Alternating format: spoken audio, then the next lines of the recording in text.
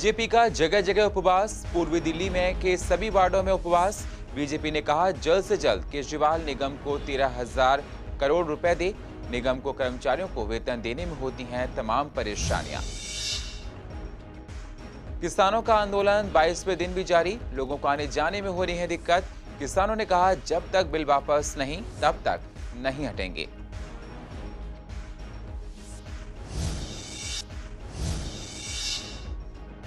किसान आंदोलन का गाजीपुर सब्जी मंडी पर कोई असर नहीं।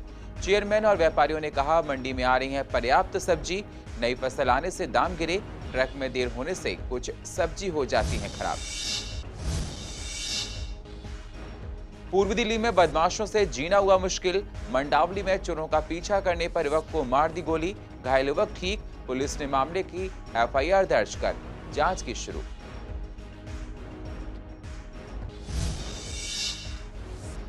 और देश में सभी धर्मों में तलाक और गुजारा भत्ता के लिए एक समान कानून बने, वकील ने कहा धर्म जाति के आधार पर ना हो पक्षपात।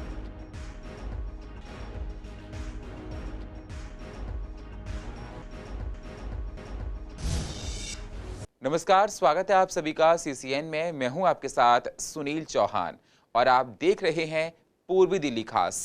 अब होते हैं रूबरू पूर्वी दिल्ली की अहम खबरों के साथ।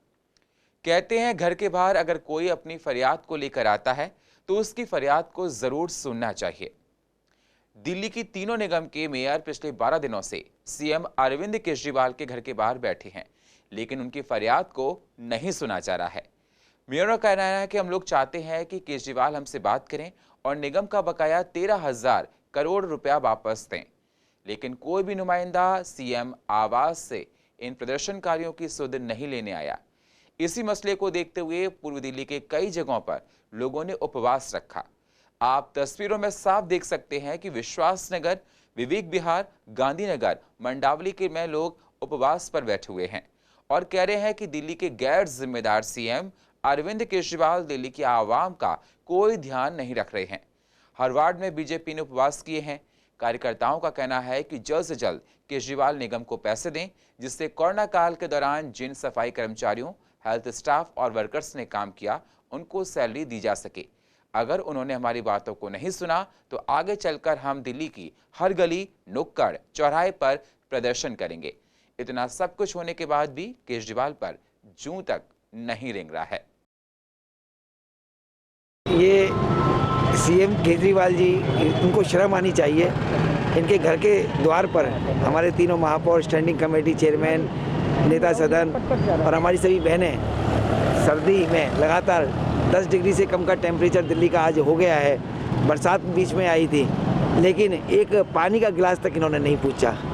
ये हम कोई पैसा ऐसा नहीं मांग रहे, ये हमारा संवैधानिक राइट है, कॉन्स्टिट्यूशनल राइट है, जो पिछले गत 6 वर्षों से इकट्ठा हो गया 13,000 करोड़ रुपया, जो कि वित्त आयोग जो दिल्ली का है वो हमको राइट देता है। जितना भी एमसीडी के कोई इनकम नहीं होती है, टैक्स का पैसा नहीं आता है एमसीडी के पास में, तो दिल्ली का जो बजट होता है, जो बजट में टैक्स आता है, उसके माध्यम से 12.5% पैसा एमसीडी को मिलता है, जो कि ये समय पर नहीं देते और समय पर ना देने की वजह से हम अपने कर्मचारियों का वेतन नहीं दे पाते। पूरी दिल्ली में जितने भी वार्ड हैं सभी में ये उपवास किया जा रहा है। दिल्ली के जो मुख्यमंत्री हैं, गैर जिम्मेदार मुख्यमंत्री, उनके खिलाफ आज सभी दिल्ली के सभी वार्डों में ये धरना किया जा रहा है। निगमों का 13,000 करोड़ का जो बकाया राशि है वापस लेने के लिए ये धरना किया जा रहा है, उपवास किया जा रहा है। और क्योंकि हमें अपने लिए ये पैसा नहीं चाहिए, हमें अपने सफाई कर्मचारी भाई बहनों की तनख्वाह देने के लिए ये पैसा चाहिए,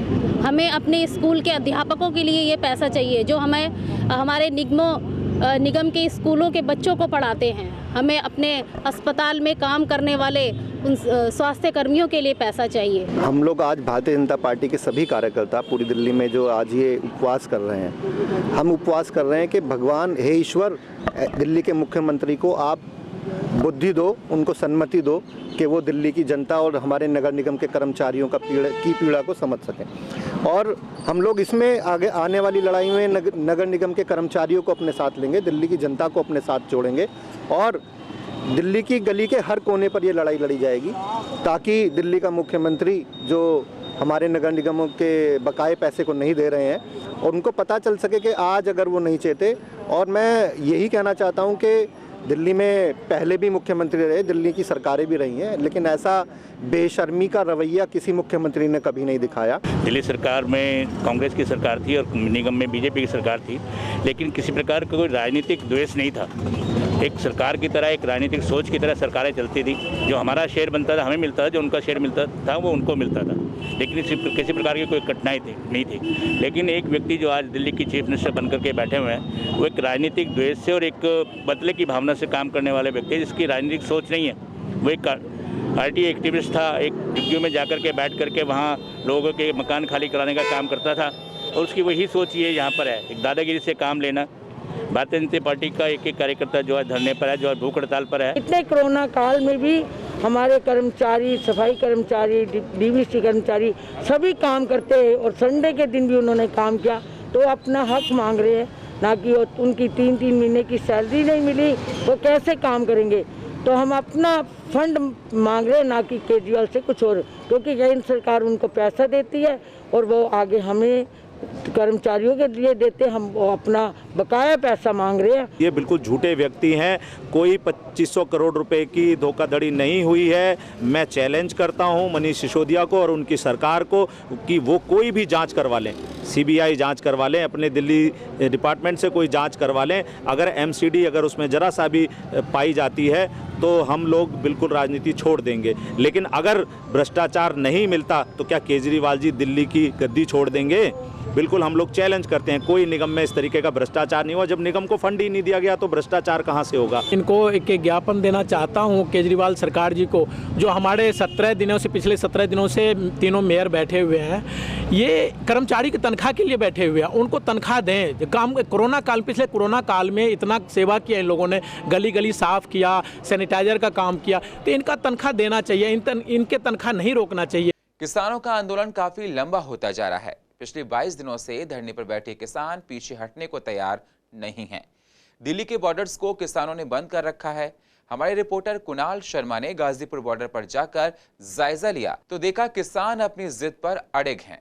किसानों का कहना है कि जब तक हमारी मांगों को नहीं माना जाएगा तब तक हम लोग अपने पैरों को पीछे नहीं करेंगे।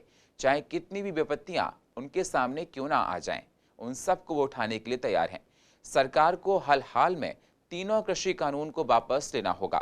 किसानों का कहना है कि सुप्रीम कोर्ट जो भी फैसला दे रहा है हम लोग उसका सम्मान कर रहे हैं। काफी किसानों का कहना है कि अगर हमसे राकेश टिकैत हटने से कहते हैं तो हम लोग हटने के लिए तैयार हैं। कुल मिलाकर इस आंदोलन की वजह से नोएडा, गाजियाबाद से आने वाले लोगों को काफी परेशानियां हर रोज उठानी पड़ती हैं।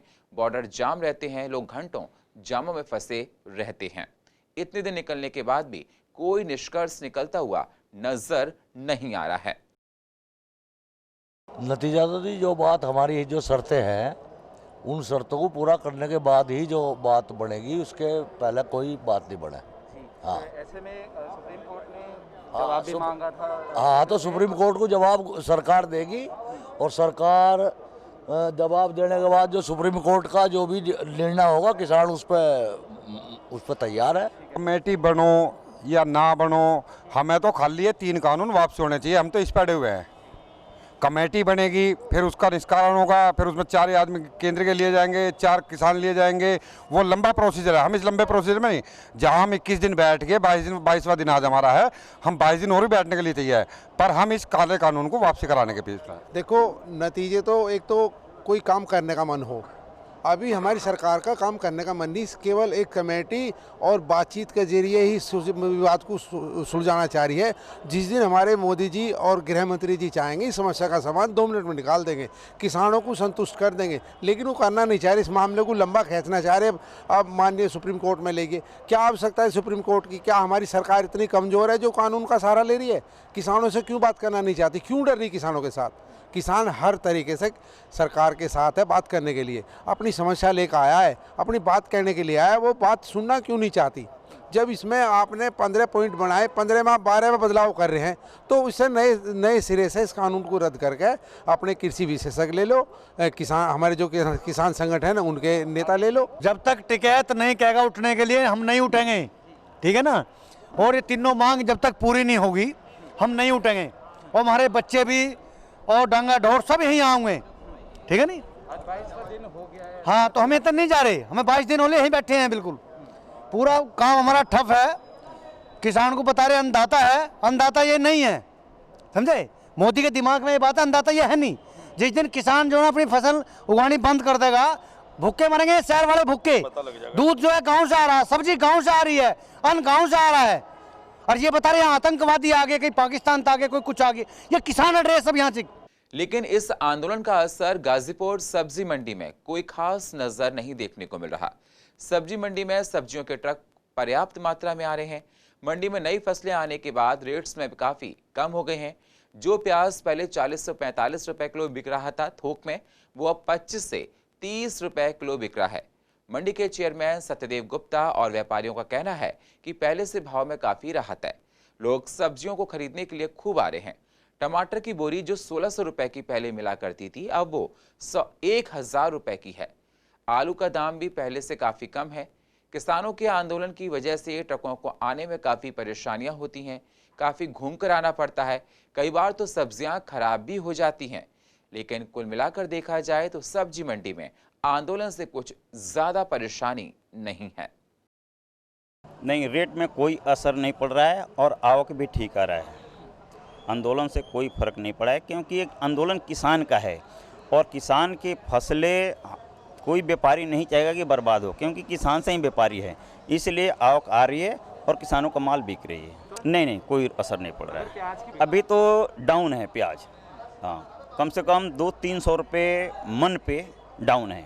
अलवर की निकल गई, इंदौर की फसलें निकल गई, कोटा की निकल गई, इसलिए नई फसलें आ गई, इसलिए रेट डाउन है। आलू भी बहुत डाउन है, 1400 रुपये था, आज 600 रुपये कट्टा हो गया है, वो भी डाउन है, क्योंकि पंजाब की फसलें नहीं निकल गई है, इसीलिए रेट डाउन है। गाड़ी तो समझिए कि नाइट में आ ही जा रहा है, कोई लेट नहीं चल रहा है उसी हिसाब से, क्योंकि ड्राइवर का रूट हो जाता है ना कि इतना टाइम लगेगा, तो जल्दी वहाँ से निकल जाते हैं, तो टाइम से आ जा रहा है। सप्लाई में सर कोई असर नहीं पड़ा? कोई असर नहीं पड़ा है। देखिए सर, सब्जी मंडी पे अभी कोई फ़र्क नहीं पड़ा है किसान आंदोलन का, क्योंकि सप्लाई पे कोई इफेक्ट नहीं हुआ है।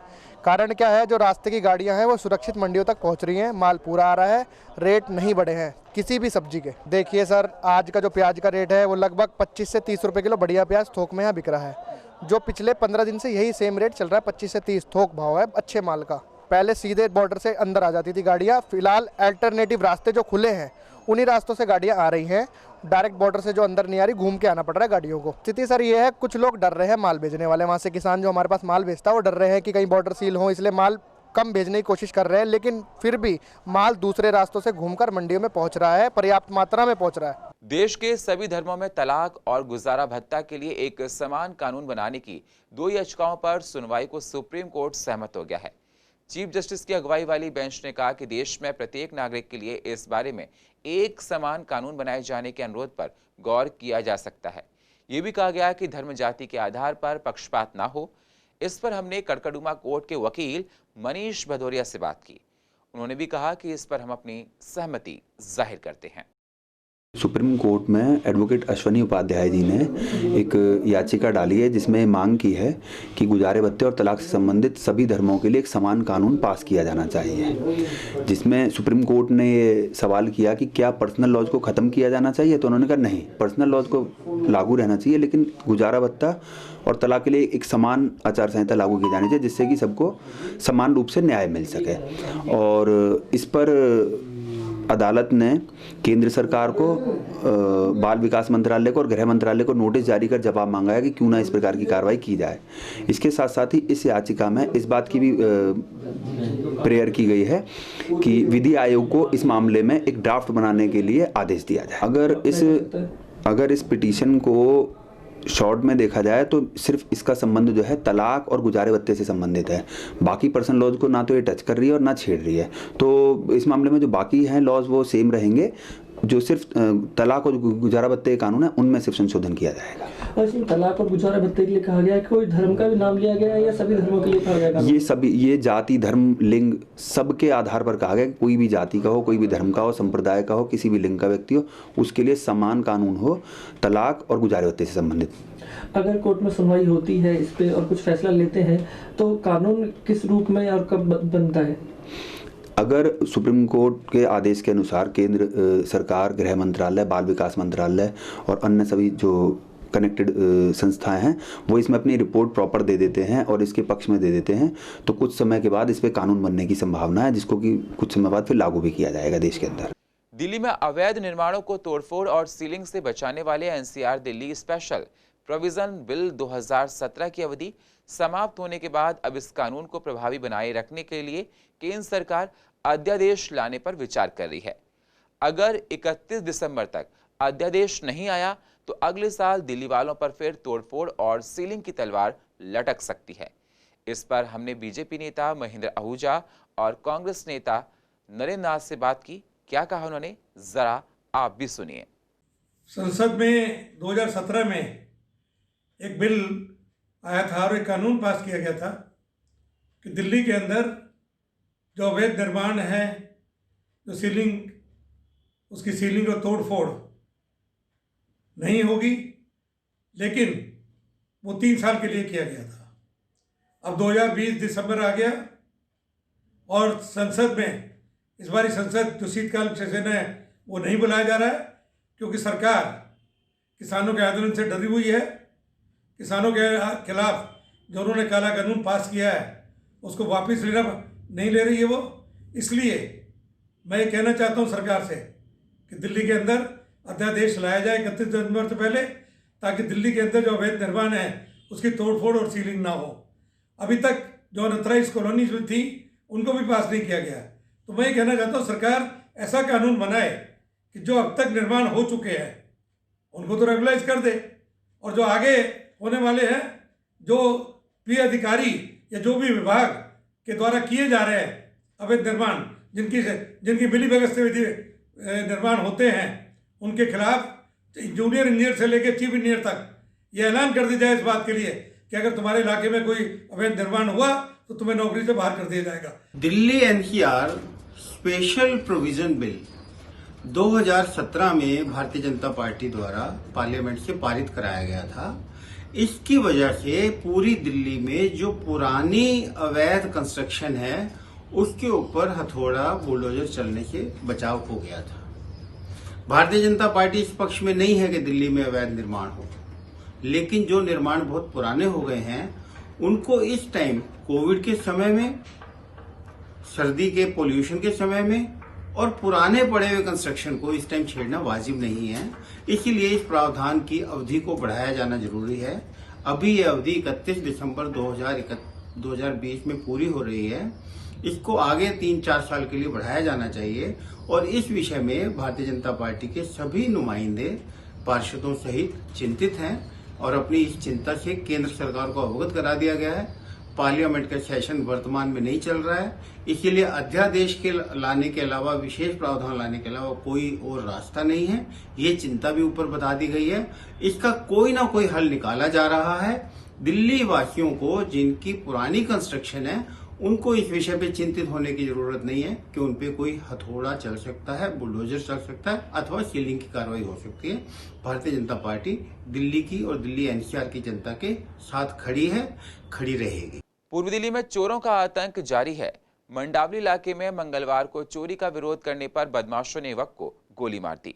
चोर महिला के घर पर चोरी की घटना को अंजाम देने के लिए घुसे थे, लेकिन महिला के शोर मचाने की वजह से चोर इस वारदात को अंजाम नहीं दे पाए और सफल नहीं हो पाए और वो तुरंत 9-2-11 हो गए।